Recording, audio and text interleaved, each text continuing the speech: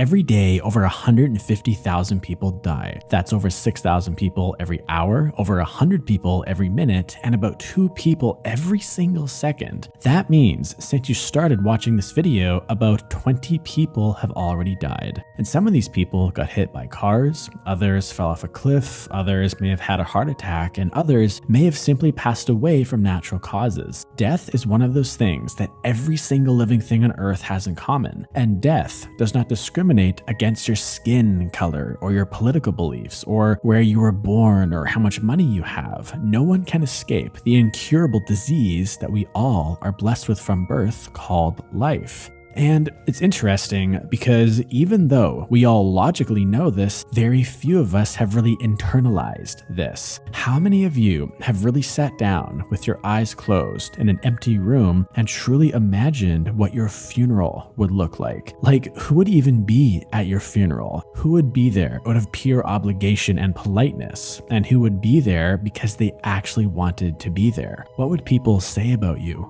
What would they remember? And it's weird because you'd think because we all have this terminal disease called life that we all would be more sympathetic and loving with one another. I mean, this life disease really is the one thing that all human beings have in common. Because in 120 years from now, every single human being on Earth will be dead and a brand new set of humans will be alive. And then in another 120 years after that, another brand new set of people will be alive. And this is the cycle of life. It just goes on and on and on. And when you start thinking about life like this, you really start to realize how short our time here on Earth really is. And you also start to realize that we all are on this journey together as one. And it also makes you question the way most people interact with one another. Like, why do so many people get so angry with each other? Or why do people argue with each other? Why do people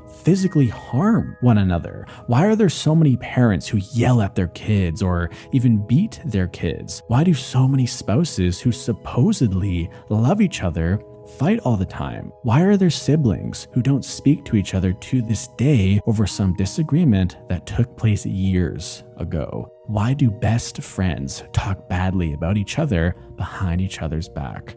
Why do human beings behave like this? I think a part of it is because we really have not sat down to really think about what the true meaning of life is. And I also think that most people really have not come to terms with the fact that they are not going to be here forever. And to be honest, I don't really claim to know what the true meaning of life is. Okay, I think it's something that our human brain can't fully logically understand. It would kind of be like trying to explain consciousness to a dog or a cat or something. They just can't understand it. However, what I will say is there are some things that I think everyone should know. And I think the first step to actually understanding a topic like the meaning of life is to first align ourselves with the 4 truths of the universe. And the first truth is the truth of cause and effect, which means that every single thing you do or say has some kind of effect on the world around you and yourself. For example, let's say a number of years ago you lost your temper and you got really mad at a loved one in your life. This could be a family member or a friend or even that random person on the street. That one single incident where you lost it will have a lingering effect on that person to this day. Now, with that being said, it doesn't have to be some huge effect. It could be a very mild and small effect, and it could be buried deep within their subconscious that isn't necessarily visible on the exterior. But make no mistake, the effect is there, and it will always be there, and there is nothing that you can do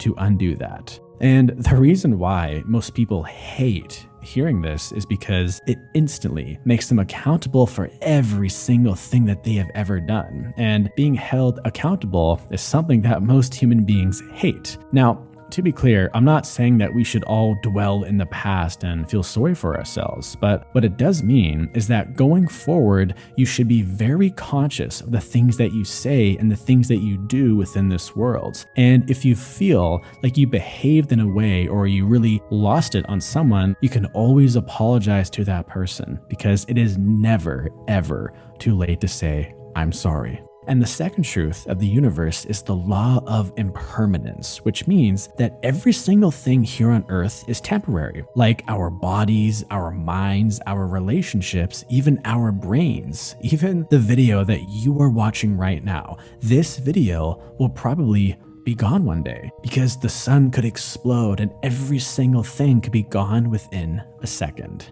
And funny enough, this is actually a good thing, and it shouldn't really make you feel bad or sad because it's none of those things. What it should make you do is really cherish each and every single moment that you have here on Earth. And to be clear, they don't have to be these big special moments. They can be any moment, like that one time where you laughed so hard that tears fell from your eyes, or maybe it was that time where you simply were sitting alone and you were just gazing at the sunset. Because all we really have in this lifetime is the present moment. And the third truth is the law of suffering and attachment. Any time that we become attached to something or someone, you are basically making a contract with yourself to be unhappy. Because like we just discussed, nothing here on Earth is permanent, which means that you will eventually lose that loved one, or you will eventually lose that watch, or that car, or that family member. Even your own body, you are going to lose.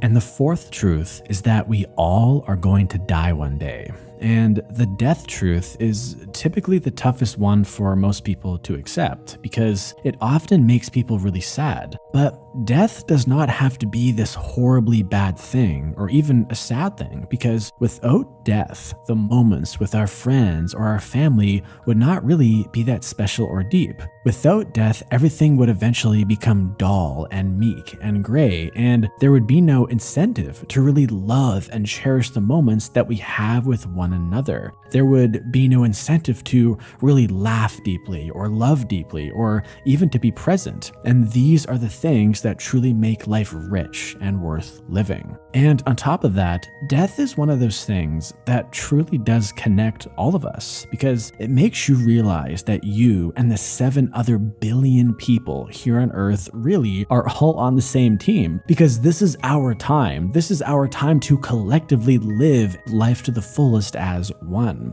So the next time that you feel the need to yell at that loved one, or to yell at that person who cut you off in traffic, or to get revenge on that person who wronged you in the past, just remember that you are choosing to actively hurt your very own teammate. Make every moment count. Love deeply, laugh deeply, and be present to the moment. Because at the end of the day, all we really have in life is the present moment, so don't let it go to waste. If you want to learn more about life and motivation, then go ahead and click the video on the screen right now. I promise that you will love it. Thanks for watching, and I'll see you all very soon.